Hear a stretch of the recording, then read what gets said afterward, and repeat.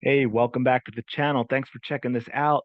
Yesterday, we talked a little bit about certain aspects of the women's U.S. national team, the roster, the first one put out by Emma Hayes, the new camp prepping for the Olympics and all that. We also, of course, have the Copa America coming up this summer, which involves the U.S. men's national team. And I want to just really talk about the big picture. Briefly, we look at the group stages here. These are the two that matter the most to the U.S., obviously their own, which they should not have any trouble getting out of. Uruguay could be a very, very difficult game. I would chalk that up as a loss.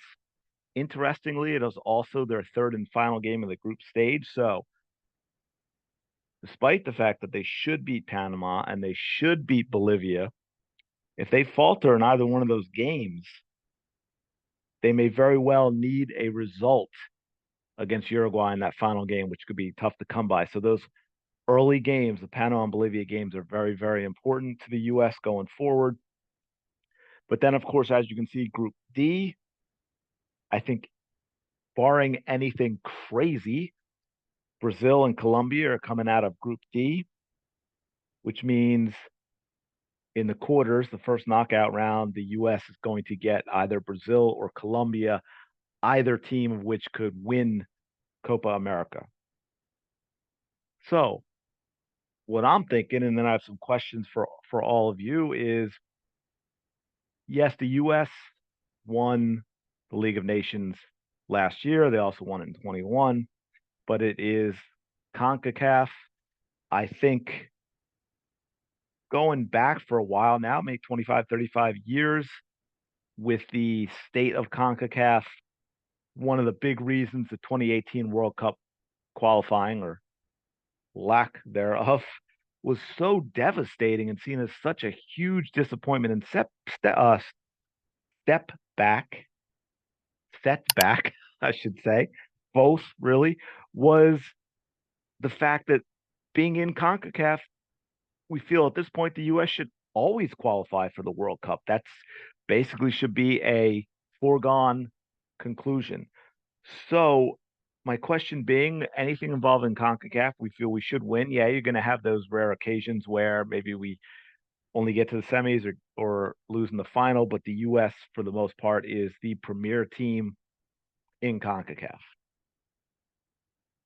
So my big question going forward for all of you, my thought process is, especially do with Berhalter, is I mean the guy came in, got fired, was hired back. There's been a lot that's going on around him, not just off the pitch with the whole Rania situation and so forth, but his style of play, what a lot of people think of the tactics, and he's very he's very divisive as a coach. I don't know if that's necessarily his fault, but it definitely seems to be you want him gone yesterday, or you think he's going to lead us to the promised land. So, being that they absolutely should get out of the group stage, but they may very well will face a top team in the knockout round. If they play well, are we okay with the U.S. losing in the quarters? Are we okay with the U.S. losing in the knockout stage? Because I think now one of the big frustrations, especially since you've seen the team roll over as far as generations go, and we've had some young players that have now been around for a little while. Pulisic, I think, is 25. I think he'll be 26 in a few months, if I'm not mistaken. So he's right in his prime, but he's had a lot of experience. He's a very experienced 25, 26-year-old player. So for me, a lot of the frustration with the U.S. men's national team's fandom is, when is it unacceptable to continue to do what they're doing? When do they need to take that big step?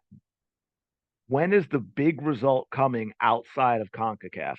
Because it seems like we've gotten a team now where we talk about how much better the U.S. has gotten, and we've got this new generation of players, and we're playing better style of soccer. And yet, in terms of the rest of the world, we aren't getting better, right? We're not advancing further in the World Cup. We're not having better results outside of CONCACAF. So this is a great test. Would have been nice to see them play maybe a different South American team outside of the group stage.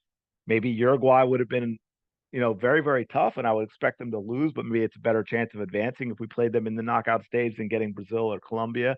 Or are we at the point where we say, hey, we need sooner rather than later a big signature win in a big tournament? And does that come now? And if it doesn't, if we get out of the group stage, where are we with the head coach? Now, for me, the fact that they hired him back says U.S. Soccer is never going to get rid of Berhalter. But to reasonable people, let's say we go 2-1 in the group stage, but we play very well all three games. We play well against Uruguay. Maybe it's 1-0, 2-1. We lose a very, very well played, close game to Brazil or Colombia. Is everyone okay with that?